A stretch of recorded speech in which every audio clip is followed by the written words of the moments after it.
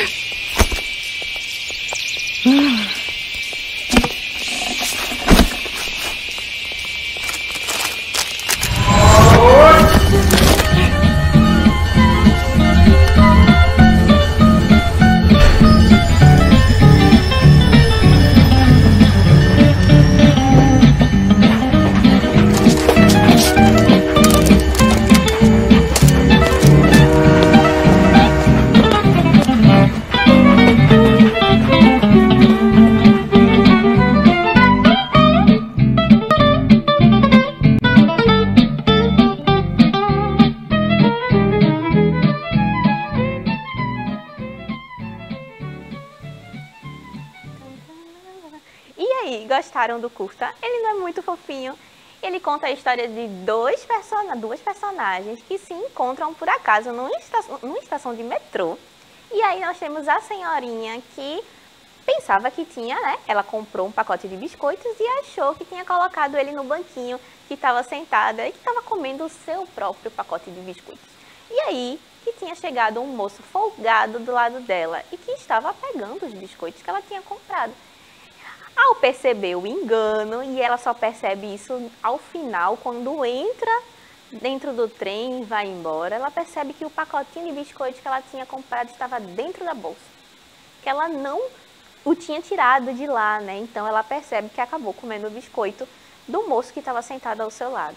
Mas não é legal como essa narrativa se desenrola num enumerar de ações das personagens e a gente não chega nem a ter um diálogo ali propriamente dito, mas ao mesmo tempo a gente consegue entender completamente as ações das personagens, a gente entende a dúvida da senhorinha com relação à ação do menino que estava do lado dela, a confusão, a gente tem os estilos completamente diferentes entre as duas personagens e esse estilo está muito marcado pela roupa, pela diferença de idade entre os dois, pela escolha musical, né? A gente percebe que enquanto o foco narrativo está na senhorinha, ela está escutando um jazzinho aqui, a gente até ficou curtindo, eu e Maria Helena aqui a música.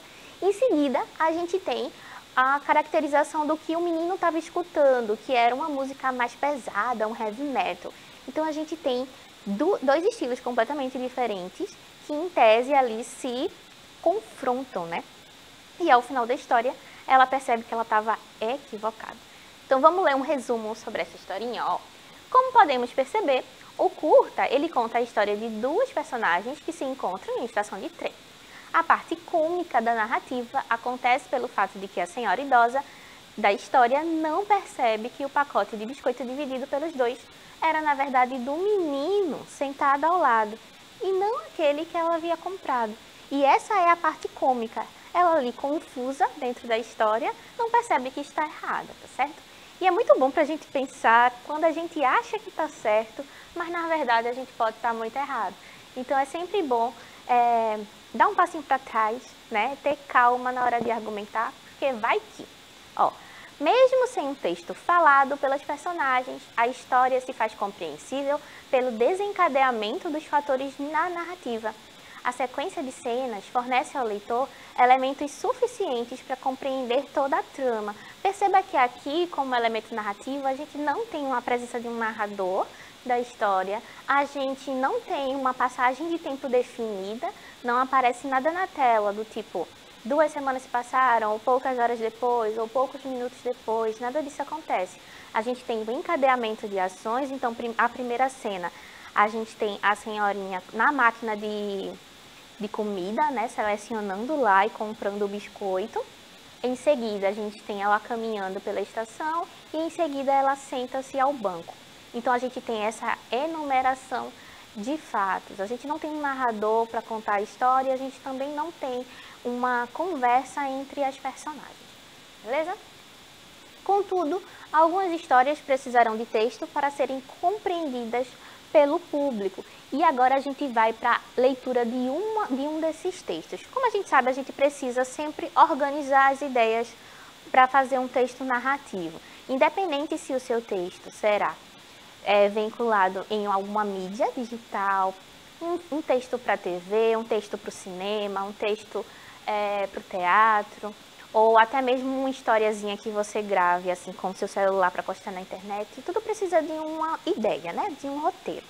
Algumas histórias, elas ficam nesse ambiente mais digitalizado, que recorre à imagem, e outras histórias, elas ficam no plano da escrita. Então, a gente vai contar agora uma história de Clarice Lispector, o conto A Repartição dos Pães, e a gente vai ver e conhecer o que é que essa autora tem para dizer para a gente, tá? Que pode ser novo ou não, e a gente vai fazer também a interpretação dessa história. Bora lá, bora para a leitura. A Repartição dos Pães. Era sábado e estávamos convidados para o almoço de obrigação. Então aqui o narrador já conta pra gente o tempo, né? Era um sábado, então já situa no tempo. e estávamos convidados para o almoço de obrigação. Estávamos no plural, ou seja, era ela e mais algumas outras pessoas, e o almoço de obrigação, ou seja, não era uma coisa que ela queria fazer por vontade, ela precisava cumprir algum protocolo ali, certo? Mas cada um de nós gostava demais de sábado para gastá-lo com quem não queríamos. E quem não gosta de um sábado livre, né? Que você possa fazer o que quiser e se divertir, passear. Mas essa personagem especificamente não tinha o sábado livre, ela tinha que ir nesse almoço, tá? Cada um fora alguma vez feliz e ficara com a marca do desejo. Eu queria tudo, e nós ali presos, como se nosso trem tivesse descarrilado e fôssemos obrigados a pousar entre estranhos. Ninguém ali me queria, eu não queria ninguém. Quanto a meu sábado, que fora da janela, se balançava em acácias e sombras. Eu preferia, a gastá-lo mal, fechá-lo à mão dura, onde eu o amarfanhava como um lenço. Ou seja, ela estava pirangueira de gastar o sábado dela com uma coisa que ela não queria. E aqui a gente já infere que a protagonista é mulher também, né? Uma coisa que ela não queria fazer. E quem é que quer passar o sábado fazendo coisas que a gente não quer? Então, nesse caso aqui, ela estava sofrendo porque não queria gastar o sábado na companhia de quem não queria. E como ela mesma fala aqui, ó, ninguém ali me queria, ou seja, ninguém fazia questão da presença dela e ela também não queria ninguém. Ou seja, ela também não queria estar na presença daquelas pessoas. À espera do almoço, bebíamos sem prazer a saúde do ressentimento. Amanhã já seria domingo. Não é com você que eu quero, dizia nosso olhar sem umidade. E soprávamos devagar a fumaça do cigarro seco. A avareza de não repartir o sábado ia pouco a pouco roendo e avançando como ferrugem, até que qualquer alegria seria um insulto à alegria maior. Então aqui a gente já tem uma descrição do ressentimento que foi ter gasto esse sábado na companhia de pessoas que ela não queria, né? O olho sem umidade é aquela secura de você não estar na companhia de que você gosta, então não tem uma alegria espontânea, porque às vezes quando a gente fica muito feliz, o olho lacrimeja, né? E se torna úmido, um olhar úmido. Mas nesse caso aqui, não havia alegria, tá certo? Bora para continuar a leitura, ó. Só a dona da casa não parecia economizar o sábado para usá-lo numa quinta de noite. Ela, no entanto, cujo coração já conhecera outros sábados, como pudera esquecer que se quer mais e mais. Pois é, aqui a gente tem a anfitriã da casa, né? Toda disposta a gastar seu sábado na companhia de pessoas estranhas. E aí a personagem protagonista se pergunta: oxe, mas ela que está tão acostumada a fazer essas festas na quinta, vai gastar o sábado e se esqueceu que a gente sempre quer mais tempo para fazer as nossas coisas do jeito que a gente quer. Então aqui a gente tem um embate de ideias entre o que a nossa narradora quer e a anfitriã da festa queria, tá? Elas não concordam muito em como as coisas são feitas, ó. Continuando a leitura. Não se impacientava sequer com o grupo heterogêneo. Então nós temos aqui um grupo diverso de pessoas, ninguém aqui era igual. Sonhador e resignado, que na sua casa só esperava como pela hora do primeiro trem partir. Qualquer trem, menos ficar naquela estação vazia, menos ter que refrear o cavalo que correria de coração, batendo para outros cavalos. Então, nesse trechinho aqui, a gente tem em como todas as pessoas que estavam ali naquela mesa, almoçando juntos, estavam ansiosos para ir embora, para pegar o trem. E o trem é esse símbolo de sair desse lugar que eles não gostavam e ir para um outro que eles apreciassem, tá? Passamos, afinal, a sala para um almoço que não tinha a bênção da fome, não tinha a vontade, não tinha o desejo de comer nem de estar ali. E foi quando, surpreendidos, deparamos com a mesa. Não podia ser para nós. Então, ali há uma incredulidade, eles não acreditam que toda aquela situação para eles é como um desconforto, né? Como um mal-estar, que não passa independente do que aconteça. era uma mesa para homens de boa vontade. Quem seria o conviva realmente esperado e não viera? Mas éramos nós mesmos. Aqui ela está dizendo que a mesa era tão bonita, que parecia uma mesa colocada para uma pessoa que tivesse vontade de estar ali. Mas ao mesmo tempo, como eles, os convidados, não tinham, eles se espantaram. Quem é esse convidado que vem de boa vontade? Porque aqui ele não está.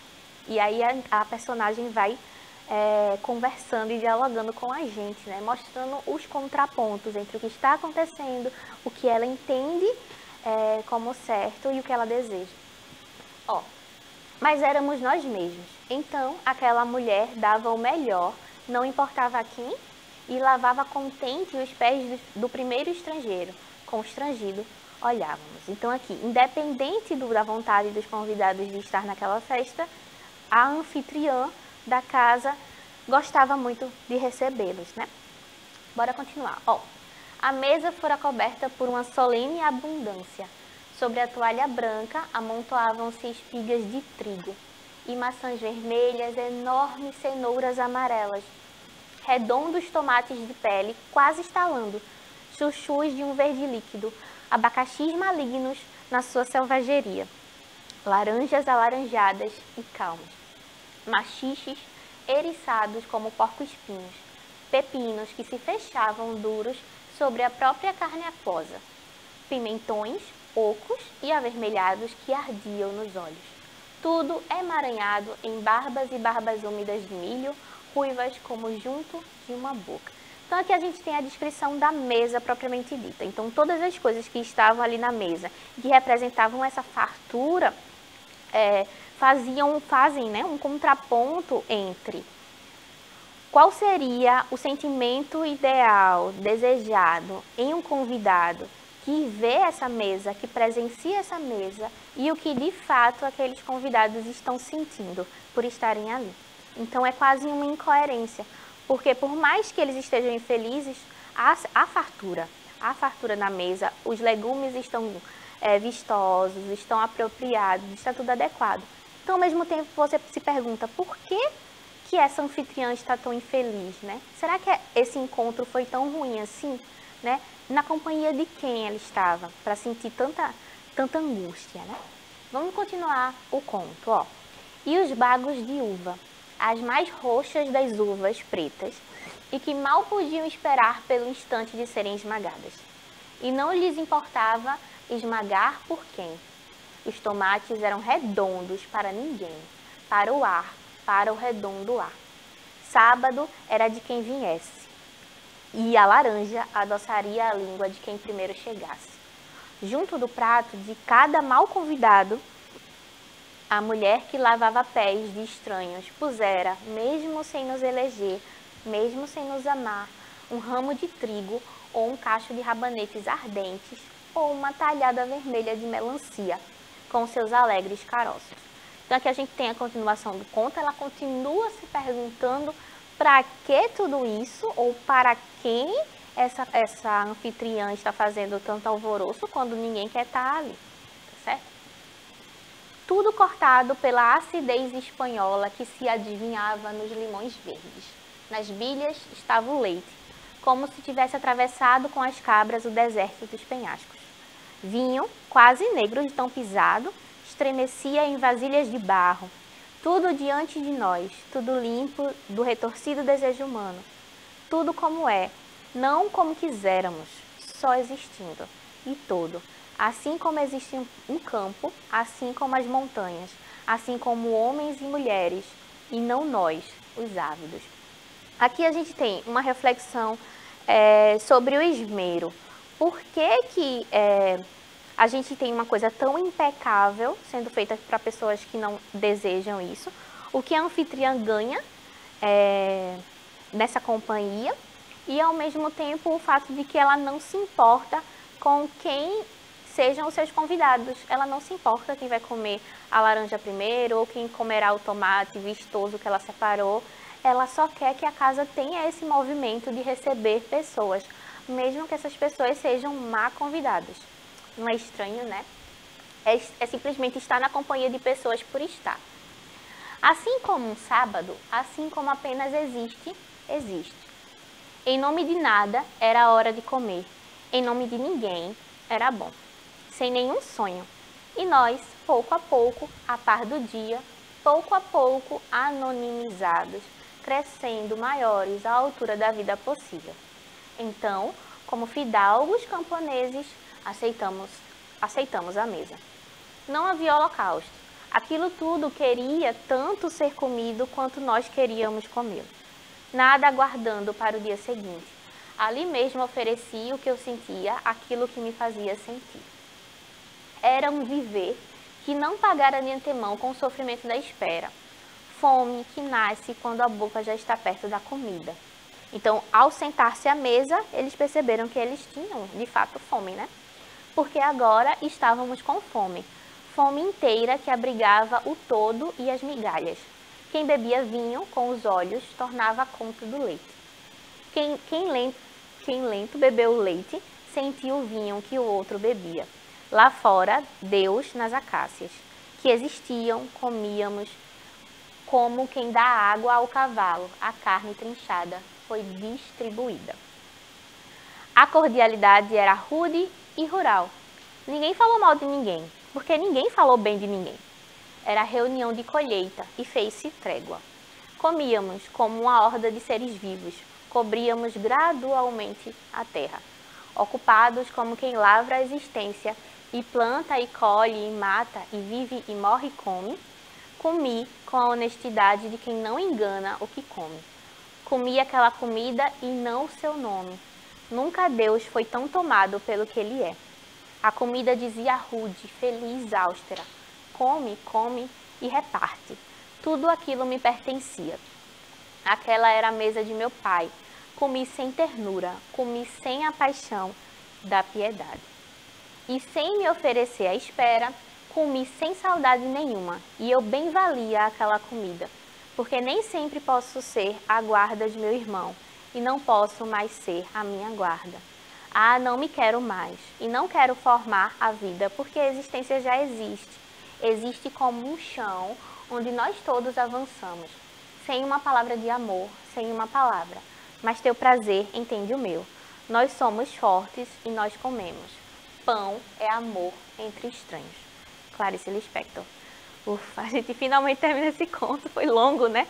Mas a gente entende a mensagem que Clarice quer passar com ele, de um afeto que às vezes precisa ser forjado, mas que de alguma forma o pão, a comida, o ato de repartir faz com que a gente perceba algumas semelhanças um com os outros e que a gente desperte até um sentimento de bondade advindo dessa ação, que às vezes pode ser mecanizada, né, mecanicista, ou feita de forma tão habitual que quase não é sentida. Mas a partir do momento em que a gente reflete sobre essa ação, que a gente cria ali uma certa empatia, a gente vai mudando o nosso comportamento e a nossa forma de encarar até mesmo esses momentos de obrigação, em que a gente vai para essas situações meio forçadinho, né? Às vezes pelo pai ou pela mãe, de ir para tal lugar que você não quer ir. Mas chegando lá, a gente percebe que tem coisa boa também, mesmo quando a gente não quer gastar nosso sábado com alguma coisa que a gente não queria fazer a priori. E depois a gente se convence de que aquilo foi uma coisa boa, tá certo? Esse conto é incrível e você pode reassistir essa aula sempre que quiser, lá no nosso canal do YouTube. A nossa aula vai chegando ao fim. Eu queria agradecer muito Maria Helena pela tradução, a nossa produção e dizer a você que está em casa um ótimo 2023, seja muito bem-vindo de volta e a gente tem um ano todinho pela frente. Um cheiro e até a próxima aula.